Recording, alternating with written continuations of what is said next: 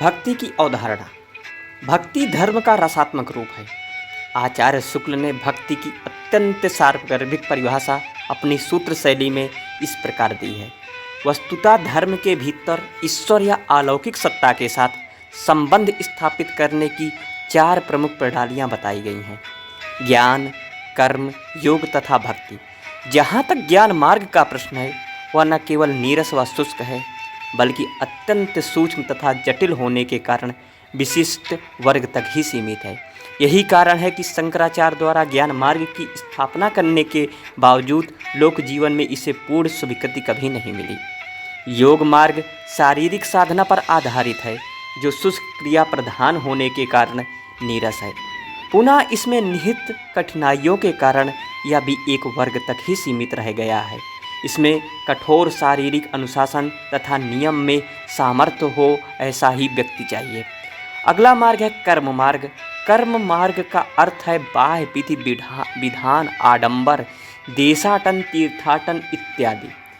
यह मार्ग बोधगम्यता की दृष्टि से सरल है, सर्वजन सुलभ है, किंतु इसमें वह रसात्मकता नहीं पाई जाती है जो भक्ति में है। इसके अतिरिक्त आर्थिक रूप से वंचित वर्ग के लिए यह मार्ग हमेशा कठिन माना गया है। भक्ति मार्ग धर्म का रसात्मक रूप है, क्योंकि यह बुद्धि, शरीर या क्रियाओं पर आधारित न होकर के मनुष्य की भावनाओं पर आधारित है। ईश्वर विषयक रति के भाव की अभिव्यक्ति ही भक्ति है। स्पष्ट है कि भक्ति न केवल सर्वजन सुलभ है, बल्कि सर्वाधिक मार्मिक भी है। यही कारण है कि लोक जीवन में जब धर्म ने आंदोलन का रूप लिया, तो उसका माध्यम भक्ति ही रहा, न कि ज्ञान और ना ही योग और कर्म। इसके अतिरिक्त अब यदि हम बात करें भक्ति पद्धति की, भक्ति करने की, तो भारतीय हिंदी साहित्य या भारतीय समाज में भक्ति का सबसे पहला उद्देश्य क्या होता है, ये जानते हैं। कोई भी भक्ति है, उस भक्ति के केवल 3 उद्देश्य हो सकते हैं: हेतुकी, अहेतुकी और कैवल्य काम। हेतुकी का अर्थ होता है सकाम या गौड़ा, जिसका अर्थ होता है किसी विशेष इच्छा के लिए की गई भक्ति होती है हेतुकी। और दूसरा है अहेतुकी। अहेतुकी भारतीय समाज में और यह निष्काम के लिए अहेतुकी शब्द का प्रयोग किया जाता है। और तीसरा है कैवल्य काम। कैवल्य काम मोक्ष प्राप्ति के लिए माना गया है। यह 3 उद्देश्य भक्ति के हो सकते हैं।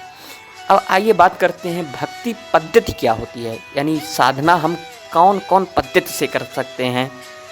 तो हमारे भारतीय समाज में 9 प्रकार की भक्ति बताई गई है, जिसको कहते हैं नवधा भक्ति। यह इस प्रकार है: श्रवण, कीर्तन, स्मरण, अर्चना, वंदना, चरण सेवा, दास, सख्य, आत्मनिवेदन।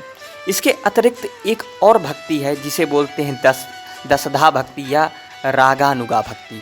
ये सूरदास के काव्यों में हमें दिखाई देती है। वैदी भक्ति भी है, जिसे दास्य भाव की भक्ति कहते हैं, और मधुरा भक्ति भी है। मधुरा भक्ति में हमें 3 श्रेणियाँ दिखती हैं: वात्सल्य, सख्य, प्रेम या दाम्पत्य। वात्सल्य के सबसे प्रमुख कवि माने गए हैं आपके सूरदास, और प्रेम दाम्पत्य के सबसे प्रमुख कवि हैं मीराबाई।